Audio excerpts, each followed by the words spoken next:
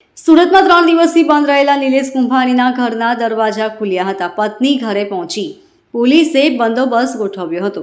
સુરતની લોકસભા બેઠક માટે કોંગ્રેસના ઉમેદવારનું ફોર્મ રદ થયું હતું. ટેકેદારોની ખોટી સહીના મુદ્દે નાટકીય રીતે કોંગ્રેસના ઉમેદવાર નિલેશ કુંભાણીનું ફોર્મ રદ થયા બાદ ભારે ઉહાપોહ મચી ગયો છે.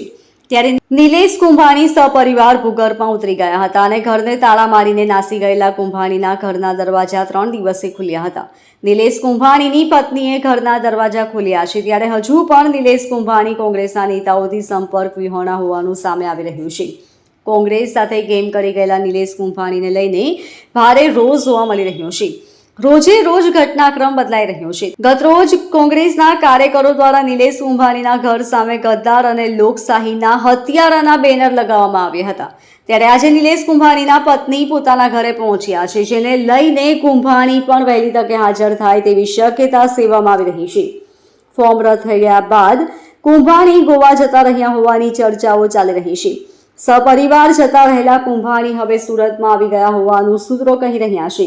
ત્યારે આજે તેમના પત્ની ઘરે આવી ગયા છે. ત્યારે સરથાણા પોલીસ અને ક્રાઇમ બ્રાન્ચ દ્વારા નિલેશ કુંભાણીના ઘર બહાર અને નીચે સુરક્ષા બંદોબસ્ત ગોઠવવામાં આવ્યો છે. મહત્વપૂર્ણ છે કે નિલેશ કુંભાણી ફોર્મ રદ થઈ ગયા બાદ અમદાવાદ જવા નીકળ્યા હોવાનું કહીને સંપર્ક વિહોણા બની ગયા છે. Bureau report LK star news, Surat.